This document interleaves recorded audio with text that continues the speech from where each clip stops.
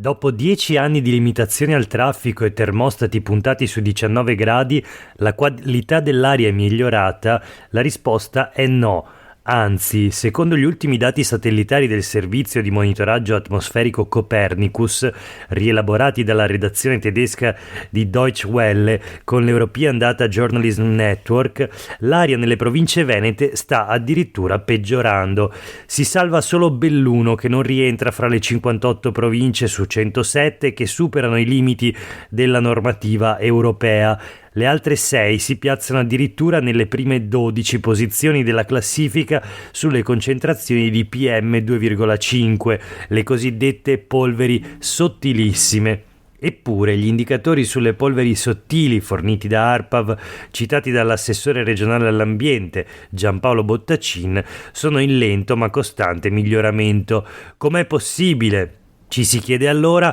La risposta sta proprio nella distinzione tra PM10, polveri sottili, e le infide polveri sottilissime.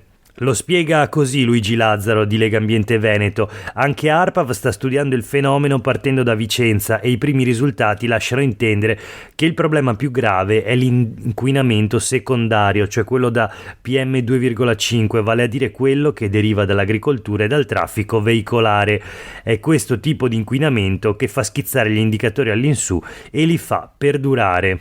Nessuna soluzione, quindi, per le auto, così come non si può accollare tutta la responsabilità a vecchie caldaie e stufe.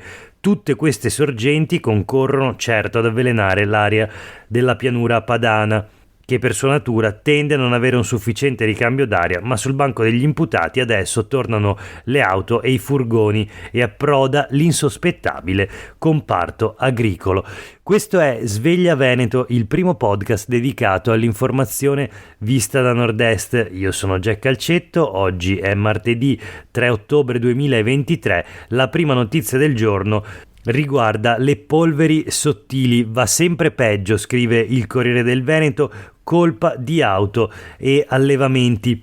In primo piano quindi la lotta allo smog e l'indagine basata sui dati satellitari di Copernicus, dai quali emerge ad esempio che Treviso è addirittura più inquinata di Taranto, ma tutte le province eccetto Belluno sono fuori legge per l'Unione Europea.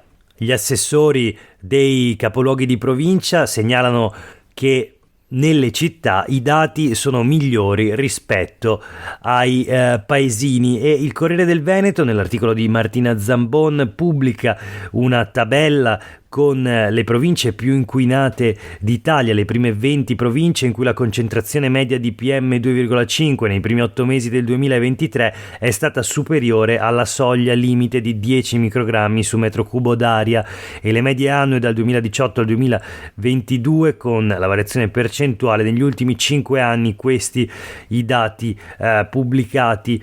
In questa classifica dell'inquinamento troviamo alla quinta posizione Padova e poi a partire dalla settima Verona, Vicenza, Treviso, Rovigo e Venezia in 12ª posizione. Quindi sono tutte lì le province venete in cui l'aria è inquinata, anzi inquinatissima. Spiega Luigi Lazzaro di Legambiente Veneto che i grandi allevamenti intensivi sono tutti in pianura padana e questi generano l'inquinamento. Microinquinanti a far schizzare i dati dell'inquinamento e soprattutto il particolato fine, il PM2,5, scrive ancora il Corriere del Veneto, e poi le dichiarazioni dell'assessore regionale all'ambiente Giampaolo Bottacin, che prova a difendersi. In 4 anni abbiamo speso 1,2 miliardi di euro in 71 misure per il piano risanamento. Insomma, la lotta allo smog va avanti. Certo è che se i risultati sono questi, forse andrebbe fatta una riflessione più profonda, andrebbe cambiato completamente il modello di sviluppo. Questo naturalmente non lo dice l'assessore regionale all'ambiente Giampaolo Bottacin della Lega, ma è soltanto una nota a margine, quello che chiunque penserebbe leggendo questo articolo. Ma noi adesso voltiamo pagina, proseguiamo con la rassegna stampa di oggi. Sulle pagine dei quotidiani del gruppo Gedi una notizia che riguarda il pianeta agricoltura, il caso della Banca della Terra, un flop veneto, questo il titolo. A quasi 10 anni dall'adozione della legge regionale 26 del 2014 che disponeva il censimento delle zone incolte sul territorio, una delibera della regione dell'11 luglio scorso ha decretato il fallimento dell'iniziativa. Allora leggiamo le prime righe dell'articolo di Riccardo Sandre per i quotidiani del gruppo Gedi. La Banca della Terra Veneta si risolve in un flop.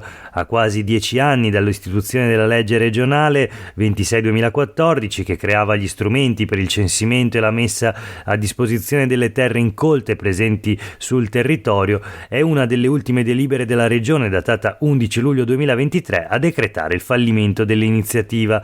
Era stata salutata dagli agricoltori con grande entusiasmo e si pensava avrebbe potuto mettere a disposizione dei giovani non solo decine di migliaia di ettari di appezzamenti abbandonati, ma pure i finanziamenti necessari per partire.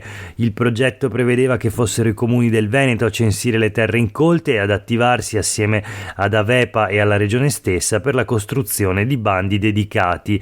E invece nessun comune risulta aver iniziato un'attività effettiva di censimento dei terreni incolti o insufficientemente coltivati con implementazione dei dati nel sistema gestionale della Banca della Terra Veneta, appositamente costituito da Avepa nonostante i ripetuti inviti dalla regione. Così si legge nella delibera numero 867 dell'11 luglio 2023 della giunta regionale.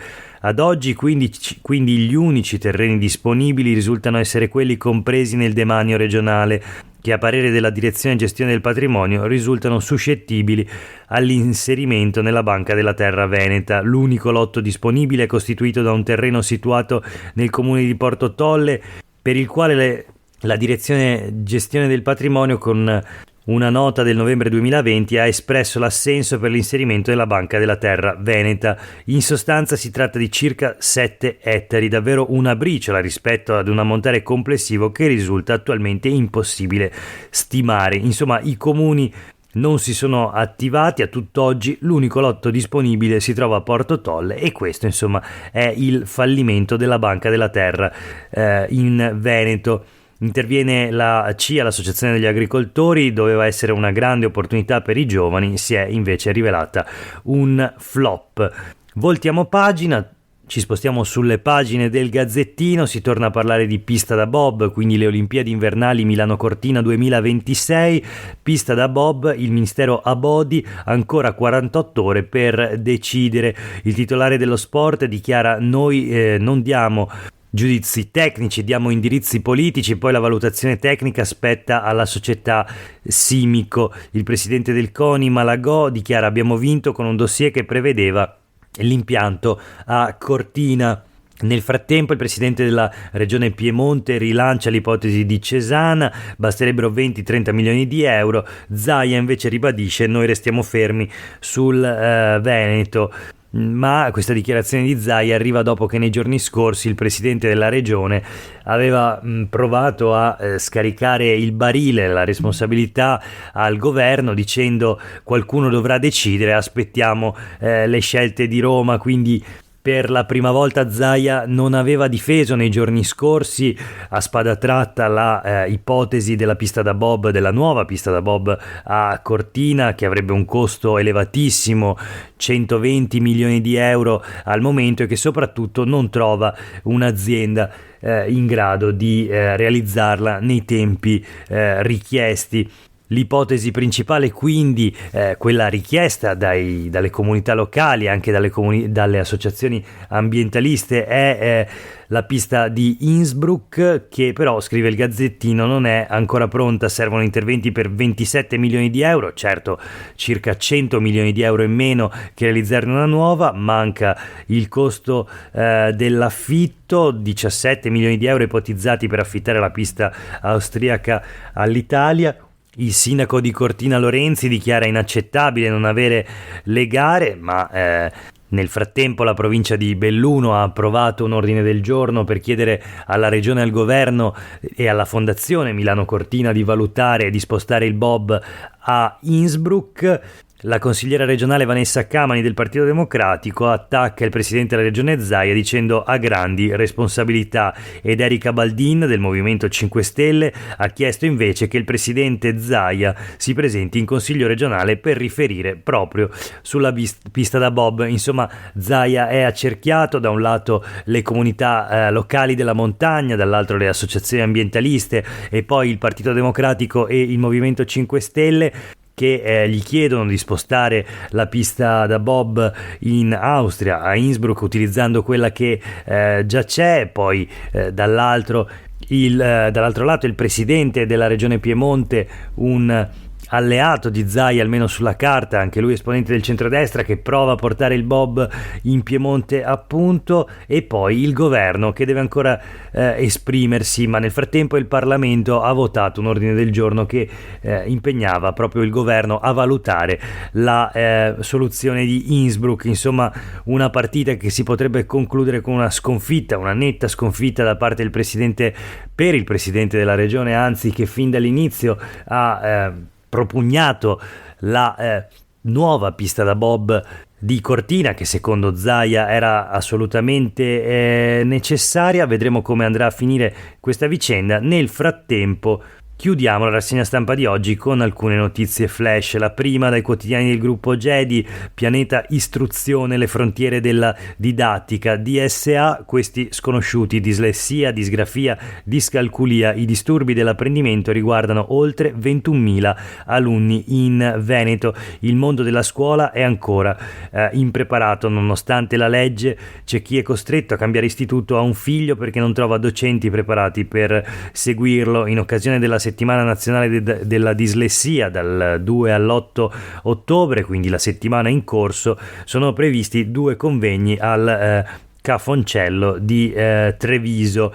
Torniamo sulle pagine del Corriere del Veneto, un caso che riguarda il mondo del lavoro. Si fa male in fabbrica e l'azienda la multa, Electrolux in sciopero. La replica dell'azienda è che l'errore sarebbe stato suo, ma la lavoratrice nega.